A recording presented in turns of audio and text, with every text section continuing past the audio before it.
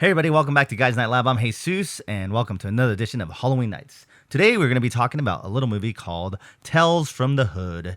Tales from the Hood came out in 1995, and it's I guess you could say it's a black horror movie. It's an anthology film, and I love anthology films. It's actually one of my favorite movies. In the 90s, probably would be considered like a horror hood film. But yeah, it talks about police corruption, domestic abuse, racism, and gang violence. It's really well done. It's by the writers and producers of Menace to Society, and stars some of the actors from that movie as well. It stars Joe Torre, who was in Poetic Justice. He's in Tales in the Hood and other not to say black movies, but sure hood movies. DeAndre Bonds, he was in The Wood, Dope, Tales from the Hood. And then Samuel Monroe, he was in Menace to Society. He set it off. Don't be a menace to South Central while drinking your juice. So back in like the early 90s, late 80s, there's a lot of hood films of like, Boys to Men, Menace to Society, Poetic Justice, Set It Off, Juice, South Central, all those. And so there's this movie came out like in 1995. So it was during the heyday of all those movies that kind of like just talked about life in the hood, life in the inner city, life just having to deal with police and corruption and stuff like that. And so this was like a horror movie based off, and this movie is really good. Let me tell you about it. So it also stars Clarence Williams III. He's from the Mod Squad, but he's been in other things like Half Baked and stuff like that. And Corbin Burnson, he's from Major League. But it revolves around four tales. Let's see, no, there's one, two, three tales. Oh, sorry, four tales. And so there's four tales and then the wraparound. So to give you an idea of the whole movie, there might be some spoilers. I try not to spoil it, but I'm gonna try not to spoil the ending because it's really good. It's like I just, even if you haven't seen it, and I feel like this movie has gone under the radar, I don't want to ruin it. So I'll try my best not to spoil the finale, the end, the last act, because it will. It's a great twist or whatever. So I will some of the anthology segments might get spoiled, but I'll try my best not to. But anyways, it opens up with these three guys going to this mortuary, and it seems like they're looking for something at the mortuary. Now, it's not really implied what it is, but it's like either drugs or money or something. And so Clarence Williams III is the mortuary. His name's Mr. Sims, and he's the kind of like the pallbearer or whatever there at the mortuary. And so Stack, Ball, and Bulldog, that's Joe Torre, DeAndre Bonds, and Samuel Monroe Jr., they go, and Clarence Williams III just, he's kind of weird. He's kind of like the Undertaker, pallbearer kind of guy there at the mortuary. And these guys think he's kind of crazy, but he's kind of like stalling and not telling them everything. And so they go to each coffin, and kind of like my review of body bags last week, where like each body bag had a story. This is the same thing, like each coffin shows something, and then there's like a story that goes with it. And so the first one is Rogue Cop Revelation.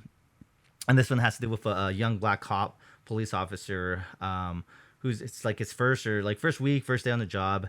And these other cops who are white. And let me clarify here. Usually, like, I talk about movies that kind of like, not to say turn me off, or kind of like I don't like the white versus black thing. Like it's very like it's not unifying and stuff like that. But for a movie like this specifically, that's the point. It's targeting that type of racism and stuff like that. So in movies like this, where it's expected and it's trying to get a point across, it makes sense. So so the cops are all white except one who's the black cop it's his first day on the job, or first week on the job. They stop this other black rights activist who's like, I don't know if he's like the mayor or he's running for mayor or something. They end up beating him to death and like drugging him and everything. And then the black cop didn't do anything, and he kind of just like, didn't rat out the other cops, the other white cops. And he quits the force, and then he just kind of like, he's kind of in the dumps and I don't know if he's homeless or just an alcoholic like a year later. But then he kind of not gets possessed, but he gets kind of like influenced by the dead black rights activist. I think his name is Ezekiel, and he's like kind of influencing him to have the cops go to the graveyard. And then so he takes the cops to the graveyard. The white cops are going to kill the former black cop, but they don't, because the black activist that they killed comes out like a zombie, and then he starts killing the white cops. And it's pretty crazy. It's pretty awesome. A lot of cool things happen in it. But it's just, it's tackling the prejudiceness of racism through white cops. There was a big thing during the whole Rodney King things and inner cities in LA where white cops were really pushing the boundaries of racism and not following the rules on excessive force and stuff like that within the black community and people of color. I'm gonna spoil it, but it's a really great segment. So then what happens? Then it goes back to the wraparound, back to the mortuary, and then they're talking about they say another casket, and then it goes into the next segment. It's Boys Don't Get Bruised, and this one started other movies and TV shows and stuff like that. But it's a great segment because it has to do with a kid who he's saying he sees monsters and stuff like that, and he's drawing pictures of like creepy demonic monster that like hurts him and bruises him. And so he's at school, and the teacher's being really like claws and everything at night, like the monster like beats him and stuff like that. So he goes to school with bruises. So one of the teachers, young teachers, goes and kind of checks up on him, goes to his house, and then you find out that David Alan Grier is his stepdad, the kid's stepdad. And you find out that David Alan Grier is like, an abusive. He was, he'd beat the kid and the wife or the mom. And he does get his comeuppance. The kid does take care of him. I'm not going to ruin that either because it's a great segment, great way to see what happens. But that's segment 2. We go to another wraparound where Clarence William III shows him another casket, and then this one's called KKK comeuppance, and this is pretty much a racist Southern senator who used to be a member of the Ku Klux Klan, is now currently running for governor. Tom, the guy that's trying to like help him and be like, hey, this is how you connect with black people and stuff like that. Anyway, so that guy, his PR specialist, that's what it is. His PR specialist he dies, and he bought a house in the South that used to be owned by.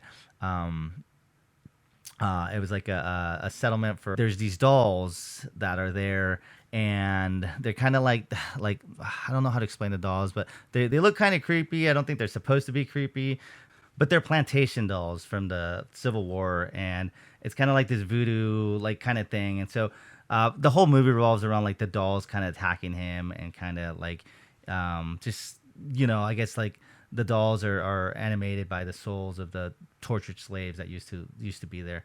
And so anyways, that whole story is pretty much that. I'm not gonna, like I said, I'm not gonna give away endings on this. But yeah, so that one's kind of like it's a doll thing. That's the one that stars Corbin Bernsen. Before I go on, this is by far my favorite segment. It is insanely intense, awesome. But I mean, it should. I mean, this is really. I mean, I've never really like dealt with the struggle of joining a gang or anything like that. When I was in middle school, like there's like little wannabe gangsters that not that I would hang out with, but were around. And but it never really called me. But I've known plenty of people who went into the life of being a gang member and stuff like that. But seeing this segment, like, it was like, whoa, like this is crazy. Like, how would you be like, yeah, I'm still gonna live that life? And I get it. There's reasons why, but excuse me. But this segment is crazy. They take him to this. It's almost like a house on haunted hill, and they run all these tests on him. And the first part of the test is they put him in a cell next to a white guy who's a total Nazi racist, person that just hates black people, and he's killed black people. And so the crazy kid gets mad at him and punches him in the face. And then the racist guy says, "Oh, like, I like you." He's like, "Let me ask you a question. Those people you killed, what color were they?"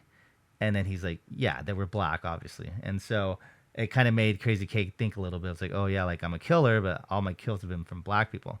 So then they have him kind of do like not the sense. So okay, so then they do where they're like making him watch this video, and it's like it just shows all these. It's a super intense video, and it's a real video where it shows like lynching. It's like a modulator that's forcing him to see these images, and the images are from the KKK of real images from like the past.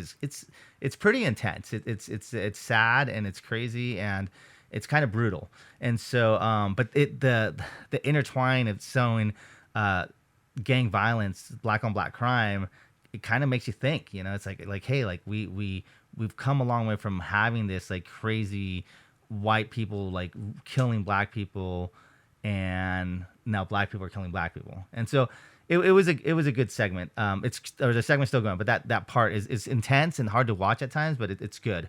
And then finally, he's in the sensory deprivation chamber, and all the people he's killed before are like talking to him, but he's justifying why he's killed all the people. You know, like, well, you're at the wrong place at the wrong time, and this and that, or you deserved it, and this and that. Then a little girl comes in, and he's like, well, like you were at the wrong place, wrong time. I didn't mean to shoot you. It's just a bullet doesn't have a name on it. But he's still like not remorseful. And then at the very end, the doctor, who's in all white, mind you, the doctor like tells them like, you know, do you forgive, you know, yourself or God or Jesus or you know, a higher power, saying like, hey, like you need to ask for forgiveness, like, because she says this is your last chance. And he keeps saying like F no, or no, I'm not gonna do it. And at the end, it's like he's not in like a sensory deprivation chamber. He was never in rehabilitation, or he was never in jail. He was actually just like thinking of this while he was like dying on the street. And then the guys didn't die. And so the guys in the beginning who got shot by the police, that never happened. It was just all in crazy case imagination, and then they kill him. So then after that, it goes back to the mortuary, and this is where I'm just gonna not finish like the rest of the movie, because the end of this is really great. You should definitely check it out. The twist is awesome, but Clarence William III does an awesome job. All the characters do a great job. It's an awesome, great movie, and I think whether you're a horror movie fan, where you're black, white, Mexican, Hispanic, Asian, whatever, I think if you're a horror movie fan, you'll love this movie. You'll get the cultural acknowledgement and ideas of what they're going for, and the social commentary. But overall, I mean, as a movie, it's great. I loved it. Special effects and practical effects are great. But yeah, so for this Halloween nights or Halloween season, I definitely recommend Tales from the Hood. All right, catch you on the next one. Bye.